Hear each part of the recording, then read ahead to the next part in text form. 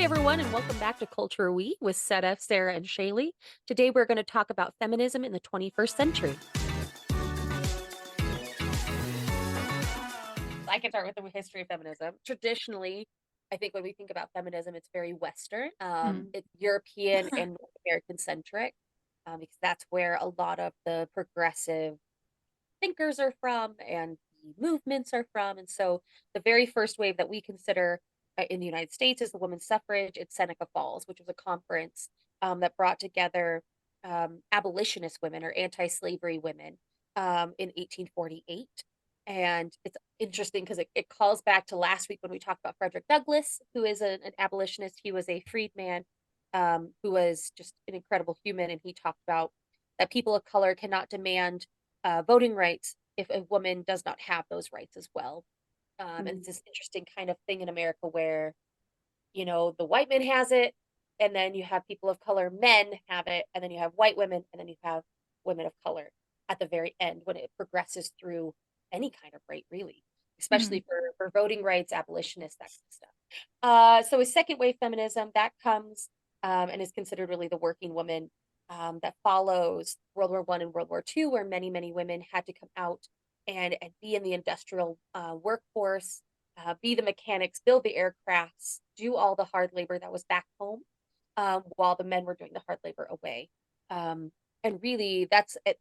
Those world wars and the change in the society was the catalyst for not only feminist thought, but civil rights, Mm. Native American rights in our country, and pushing because if you could defend your country, if you could work for your country, if you could, keep it alive during that time, why in the world were you not be treated like an equal citizen?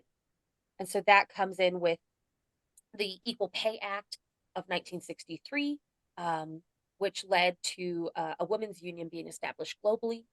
And Mm. then into the mid 1970s with Gloria Steinem and the first feminist magazine. And then, of course, in America, what we consider like really the big event of second wave feminism is Roe v. Wade or Roe versus Wade, and that was Mm. establishing women's rights. A lot of Mm. people only establish it with or connect it with abortion and abortion rights in the United States, but that was really the big event of that time that really pushed women forward. It allowed them, after the 1970s, women are allowed to get credit cards outside of their husband's name. They are not Mm. considered property anymore. Mm. And you think that that's only, 50 years ago. That is shocking to think about as a woman Yes. Mm. who, I consider myself a modern woman and very much feminist. And so coming out of that and seeing how much was done is very impressive. But part of both of those, that first wave and that second wave, the really important piece to talk about is the lack of women of color, indigenous, black, any other woman that wasn't a white college educated woman Mm. is Mm. really not considered. But that gets us into the third wave, which is more recent. It's after the turn of the century. And it's really trying to adjust to make sure that it involves every woman. And that doesn't just mean white, black, person of color. It means queer, it means trans, it means Mm. anybody who is identifying as female, but also really rectifying and trying to, I think feminism, especially in the United States or just the Western world and anywhere really. I was watching some stuff in Africa and such as there's this tainted word that it means that we somehow hate men, and that's the very Mm. least of it. Yeah. Priyanka Chopra had a really good interview where she talked about, she goes, I'm not trying to be a 200-pound man that can lift cars or do whatever, like play the football, do the Yeah. thing. Like I'm talking intellectual feminism. And I think that's where we've Mm. gotten to is truly, it's more than equal pay. It's more than equal medical rights. It's truly being intellectually on the same playing field and not judged for who we are and who we were born as. And so that comes into the hashtag Me Too movement. Um, Mm.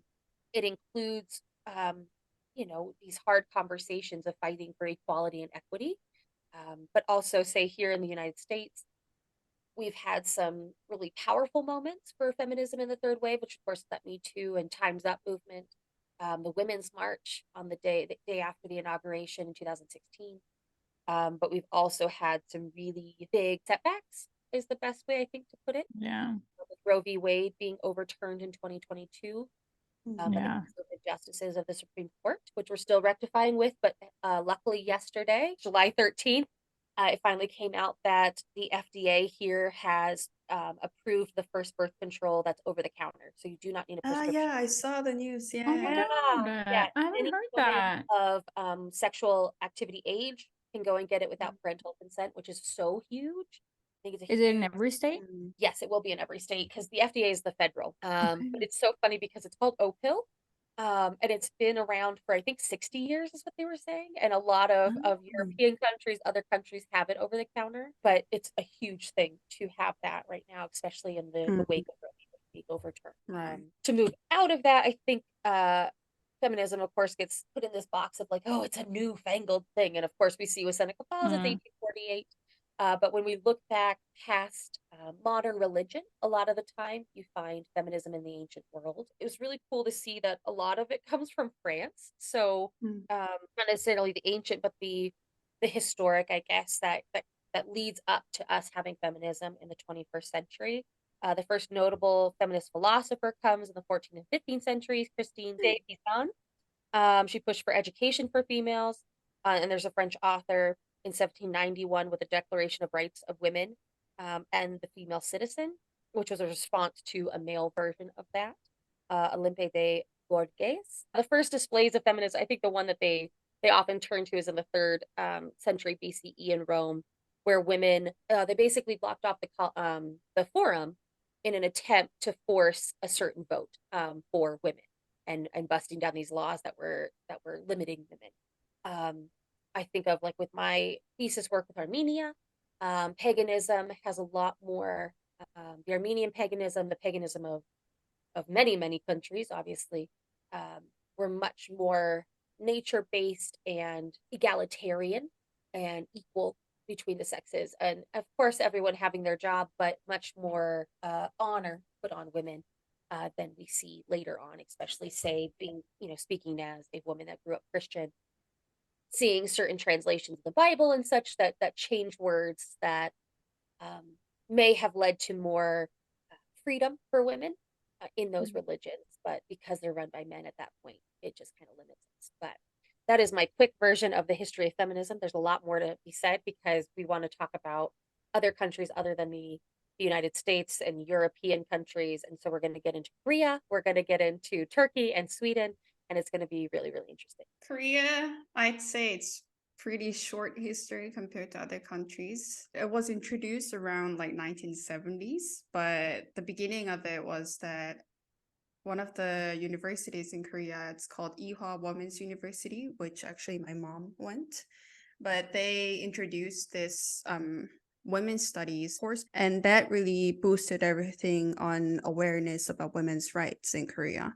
And then in about 2000s is when a lot of terms that we hear in Korea about feminism or anti-feminism is created, and it's all based on internet forums. Mm. So Korea's feminism is heavily focused on online communities and the members and their actions and everything. But basically what one of the main communities is called MERS Gallery. I think it was in 2000s, early 2000s, but it's basically MERS Gallery was supposed to be online community about the disease MERS. And then like the women of this community noticed that the reaction on men and women were really different. So it's all about, oh, why were they going around during this time, all the hate and all the blaming and everything, but it was heavily focused on them being women. And because of that, a lot of female members of the community decided we're just going to have our own. So they decided, I think after that, they created this other one called Megalia, which is just using the same words from the Merce Gallery and then creating it as their own. And then because it's so heavily focused on the community being women focused, a lot of people use the term megal, which is just the front part of the megalia, and they take that part of the term and call it as like insult towards feminists. But I don't think it's used commonly now, but I did hear a lot, at least a few years back. I heard it a lot about it, and that's when I started hearing about feminism in Korea. But it's basically, that's what started everything. That's the whole start of the positions on feminism basically in Korea. So men versus women, the online communities being, oh, we're having women focused community, and then there's men focused community. Obviously, just naturally, that's just because they have different interests and stuff. And then that Right. becomes, oh, we noticed this, we noticed that, and it's all the same kind of, oh, women are always like this. It's very common to just generalize everything about the other gender in that Of community, course. and just basing on the negatives, and just, but it's very understandable in when you know how Koreans argue. So Koreans are usually like defensive fighters. Yeah. So when someone points out something, they're like, oh, this person is attacking me. So I'm just gonna say, oh no, but you do this too. You are like that. You are doing this, so we don't like you. So I don't care what you say, but it's basically just hating on each other. But that's how Fair. it is with online community. And I think a lot of people know about Korea's internet netizen, basically how toxic Yeah. they can be. Yeah. And that's why our feminism is very focused on online communities, is because they just talk more about it and they're much more aggressive about it. But in about like 2001, the government decided to have the Ministry of Gender Equality. But I think later on, like about 2005, they changed the name to a Ministry of Gender Equality and Family. So they now, there's a huge misunderstanding on about this ministry, because the name of the ministry in Korean is 여성가족부. So they heavily, 여성가족부 means women, like I'm just gonna translate like directly. So it's 여성가족부 means women family ministry. So that's what it is. So because Whoa. of the title of the ministry in Korean, a lot of people think, oh, they only focus on women's rights. But in reality, they focus heavily on protecting women and children and gender equality, basically just helping people, because we have a lot of issues on that. So throughout their work, they have introduced a lot of policies. Like one of the things that I actually learned through this research is that they introduced this alert system on sexual offenders. And I think it's sexual offenders that did crime against children Hmm. that's getting alerted to people through this system. Like a sex But registry. yeah, but it's only the offenders that did something towards the minors. But they are working, I think they're working towards also revealing the list for the others as well, like the older crimes. I haven't heard about this at all. So it's really, I don't know.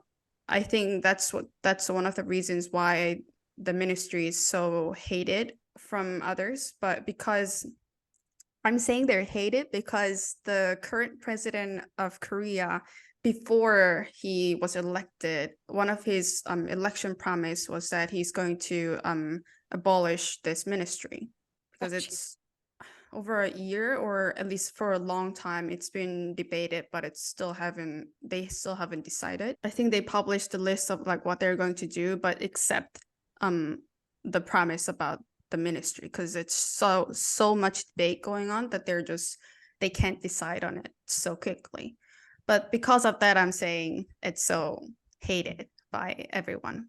But yeah, it's, I personally, after what I researched, I think the ministry is definitely needed, but obviously I think it needs to have better communications department that are actually showing people what they want to do, what they are doing at the moment. But it's also because the gender equality ministry is working towards sex education and queer education and stuff like that, that it's a lot of hate going on over there because Korea is also heavily Christian country. I think it's about 15% or 15 to 20% that's actually Christian, like Yeah. Protestants, and about like 5 to 10% Catholics, and maybe 10 to 15 Buddhism, but the others are atheists.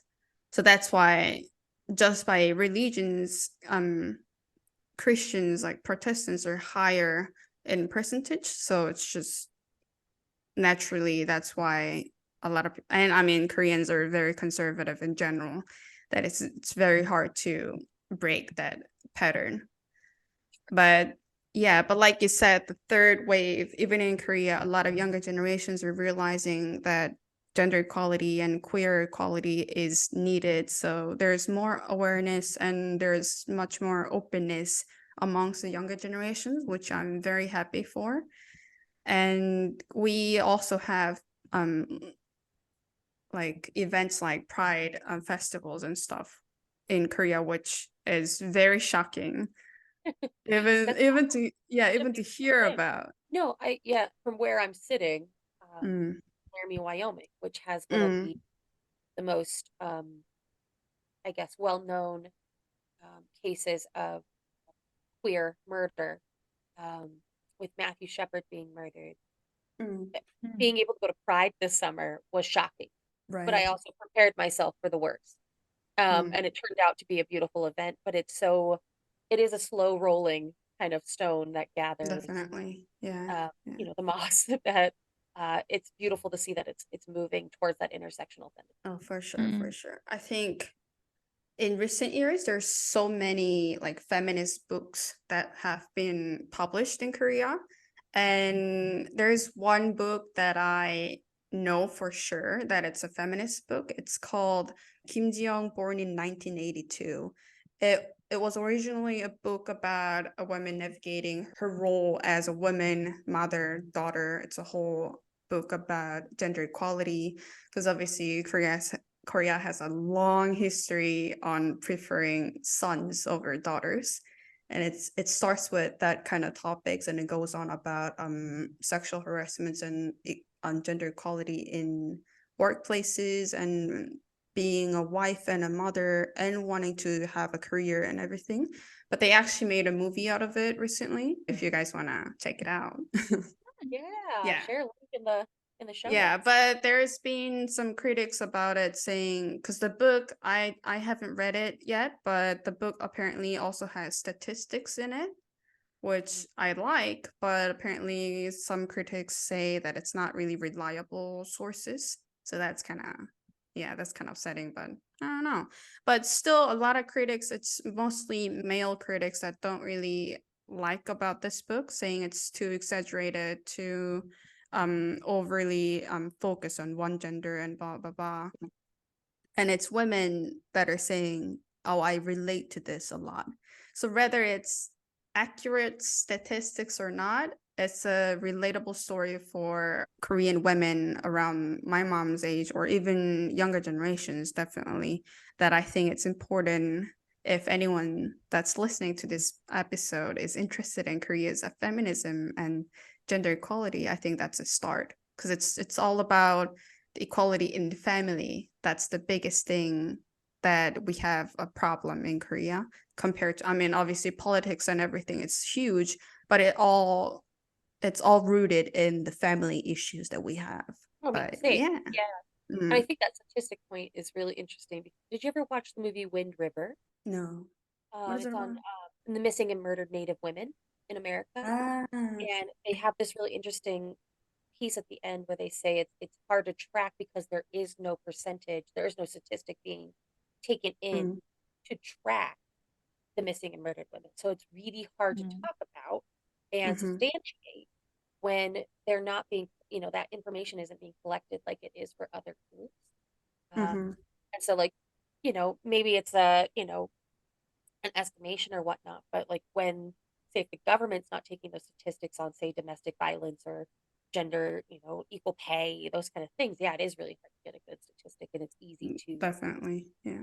undermine, even though Mm, it's really, really mm, evident that the book is needed and is doing a good mm-hmm. job. But also, I find it very narrow-minded for anyone to be saying, "Oh, there's not really a statistic can be right," because when there is a statistic, Korea's statistics are very clear that we have a gap between the genders. In 2022, our gender pay gap was reported as 64%. And I think it's either because the women just had a hard time going back to their career after having children. So because usually the report talks about how the Korean women have hard time going back to what they had. So they have to go to lower paying jobs or just general jobs that are not really aligned with their past careers. So That's one of stupid. the, yeah. Feminism in Korea is very complicated because it connects to Korea's mandatory military service. So it's that debate. It's just gonna go on and on with between men and women, which, I mean, we've talked about this, how unrealistic to be fighting on two things that are just not Yeah. related at all when Nope. I mean, the term itself is gender equality. It's not about just focusing on women. If we want to talk about it, we should maybe talk about maybe we don't want our sons to be in military in general. Or if we want to, send everyone. I mean, but then we all know Korea's military, we've had issues on people literally dying. And when that's been years of issues, we need to really talk about not continuing with this. I mean, I get the point of military services because we still have a war technically going on, but I mean, realistically, really, maybe have like basic trainings and ended. Yeah, I think there can definitely be a discussion about it. But For my thing sure. is also that there can also be separate discussions about this, because when we talk about gender equality, we talk about That's human really, rights, mm, and we talk about women's rights, because obviously there is a problem there, and there mhm. is statistics that says there is a problem there. We've talked about For before, sure. and Yeah, it's, that they only bring this up when women talk about their rights is also a bit yeah, like, okay, what do you yeah. actually mean with that then? Yeah, what's the point? Like, Yeah, what do because I you can't do want? anything as a woman about this, but you No, can do something as a man about some of the rights or some of the issues that I'm going through.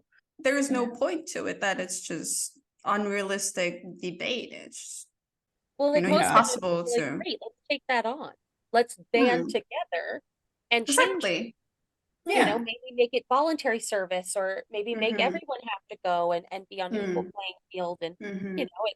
I mean, same with the US. I wish everyone had to register for the draft. Mm, We don't mm, have, we have voluntary service. Um, but we still, as men, they have to register. mm, And I noticed it on like government, federal jobs.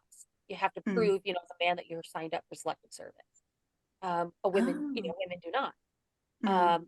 Although when I turned 18, they thought I was a man because they thought my name was Oh, yeah. Oh George. yeah, I George. got a very angry letter from the government, and I was We like, did not. "Dad, You're like, do women have to do this?" And he's like, "No, why?" And I was like, "Give me a sec, I need to call somebody." And I had to call someone. They're like, "What's the problem?" And I go, That is "I'm a hilarious. girl." Put on hold for like, like 45 minutes. And I just hung up the phone. I'd already been on the phone for 45 minutes. So it's like an hour and a half in. I'm just like, I'm out. If they get mad, they can send me another letter. Yeah, They're like, oh, I oh, can't even imagine. Yeah. no. But yeah, I wish uh it's hard. It's like if they want to go tit for tat and mm, talk about military service versus women's rights, it's like, well, let's talk about domestic rights. Let's talk about queer rights. Let's talk Mm, about mm. how, equal pay, the mm. list goes on of Oh, things it goes So on. much. to Yeah. worry about. It's like, if that's your one complaint, let's work on it. But Mm, I've got thousands. Like, and that is exactly. Get in line. Mm-hmm. Because it's the same conversation in America. Well, it's so hard to be a white man in America because I can't get, employed because XYZ is ahead of me because of whatever. It's like, well, they already Mm-hmm. ended affirmative action, so you got what you wanted. So, Mm. like, let's keep talking about all the other issues that we have going on. But Mm-hmm. Yeah. Yeah. Please talk about, is it Turkey Well, or Sweden? I'll start with Sweden because I feel like it's a bit more easier. So, I mean, Swedish or Sweden's feminism history, I don't know what I should call it, is quite similar to what Shani summarized as well, being part of Europe. They kind of have the same waves of like first, second, third waves of feminism. They're coming in kind of at the same time as well. But what was shocking for me when I was reading about feminism in Sweden was that they start talking about it quite early on. So they talk about how in the 17th century they start discussing these, or the 18th century, sorry, about gender roles and gender equality and stuff. But obviously it's not really called feminism or activism during that time. It's later on that we're realizing what a radical thing it was during that time, because women didn't have much of a voice. So the first like wave feminism, they talk about the civil society organization founded by women in Sweden, which was a charitable society. And it was founded in 1819 by a group of upper class women under the leadership of the then princess. And its purpose was actually to support poor women. So I think it was this very interesting to see that there was a collab or whatever you call it between different classes, that women were getting together even during that time to support each other in different ways, which I found was very interesting. And then, yeah, the second wave is during the 60s and 70s. And there is also like different groups and organizations founded during that time to support feminism and feminism activity. What's different, I guess, with Sweden is the fact that, I mean, compared to other countries, it's actually very good when it comes to women's rights in a way. So, I mean, because we have a lot of policies that protects women when it comes to different decisions you want to make. If authorities or whatever makes decisions, there are policies there that protects women in a way. So, and we also have this ministry of equality as well. I think Sarah, we're talking about it with Korea as well. And is there, one of the branches is gender equality, I think. So they do look into the gap between genders and different issues between genders and how it's actually there to work so it gets better. What's interesting, I think, that also comes up when you search about feminism in Sweden is the prostitution law. So yeah, so it does come up as well because it is illegal to pay for sex in Sweden. To pay a sex worker, then it's the payers that is criminal, like to buy it is criminalized, but not the sex worker. So the sex worker is not criminalized in any way. So there is actually laws that protect that. And because I think there's this Sweden's gender equality program. So theoretically, the gender of the seller and buyer are immaterial under the law. It is gender neutral.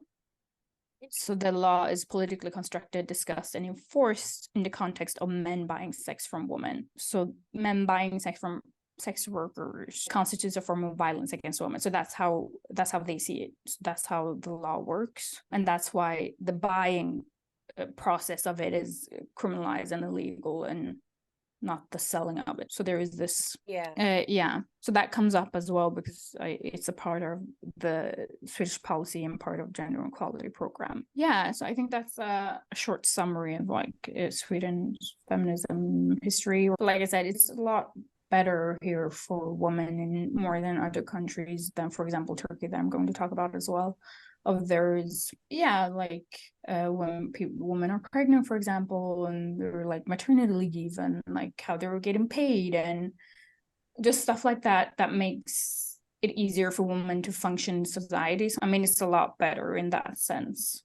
For sure. Scandinavia has Incredible. Scandinavia. It's a lot. It's I think of not even just the maternity leave, but the paternity leave of making sure it's not Yeah. on that there like, actually has to take out. Yeah. that, you know, the father is also given that right to Yeah. bond with their child. And I Definitely. find it Yeah. Yeah. just And really they enlightening. actually has to take it. Like they're like, you have become a It's father. You need to amazing. take paternal Yeah. leave now. Because Which I is great. saw a news article in Korea that said this man took his paternity leave that was provided from the company, but when he tried to come back, he was sent to another branch. So he had to relocate his entire What? family, or at least he had to relocate. So he had to say, "Oh, I'll just have to quit because there is no way I can leave my family when I literally have a baby." I don't understand that Yeah, part and it's of the apparently it's a process in Korea. common thing for companies to do. So it's a way to, it's a loophole basically. They can let go of somebody without getting in trouble by saying, "Oh, well, we did let him come back. It's just that we just let him come back to different one." That's Mhm. not breaking a law. So Why? so the government can't do anything. Well, I don't think they really are trying to do anything in the first place. But for the families, they really have no choice but to find another job or really just say, "Oh, okay, I'm just gonna have to relocate," which is an insane thing. I don't understand why they can't just come back and continue with their work, because it's not like they're gone for like 3 years and like the entire company has changed or something. I think it's more like they're just angry that they have to pay for someone when they're not working for them. So it's common for it's women encouraged. also. But then also Yeah, because Korea it's a wants law. people. It's a law that they're like, Yeah. "Oh, we're being progressive. We're a good company, so we're gonna give you a lot of Yeah. benefits so that people come." And then when something like this happened, they're like, "You're not really giving us much when we're giving you this much." So they're Makes finding no a lot sense. of loopholes for it. When I think, I don't know if they're still doing it now, but for women, they had a lot of issues with it because when during the interview process, they would ask, "Are you married or are you planning to marry? And are you planning to have a family?" Because it's a whole thing where then for women, it's longer usually. So they're gonna lose a lot of time and money on somebody who's not gonna be working. And that's mostly what the problem is in Korean workplaces in generally. But I didn't How does it know. work in any other country? I mean, how does it work in Scandinavia? My Exactly. thing is like, also Korea wants people to get Mm, married and have children because Korea is actually mhm, losing a lot of population and they actually mhm. need people to start having children. Yeah. And then they don't have the policies and stuff that make sure that people actually can continue on with their life and No, work no. after they have children. Like, why would someone have children if they can't even continue their Exactly. like jobs afterwards? That's I wouldn't. the problem.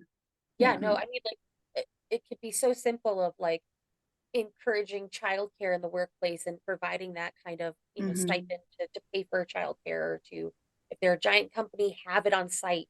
Like then women can come back a lot easier, or Mm-hmm. more easily than, or the husband can come back more easily, you know, to have that child still in the same building. You Mm. know, there's such simple ways to not penalize people Yeah. for having Mm. children. And I think it's It's a interesting that they're so very allowed to ask about it in an interview. mm. Because like Yeah. you can't I ask think that's about an old any of that. thing. I hope they're not doing it now, which I mean, I have no clue because I've never applied for a job in Korea, but from what I know, used to do that. Yeah. And I think it's a very old school mindset. In traditional family setting, it works. That's what they want because it's very conservative mindset they're pushing. But in younger generations, in my age or like 30s, and it's usually both parents are working. So it's working parents and children are at home. So they're trying because they don't have enough income that it's just impossible. Because Korea's prices or everything is just going up that it's impossible to support your family without two income. And it's just impossible. It only worked years ago and they're still stuck in that mindset and they don't want to change it because the managements, the leadership levels are all in that generations. And obviously the governments are the same. And it's not going to change unless, well, the younger generation change, and it's just gonna be a slow change.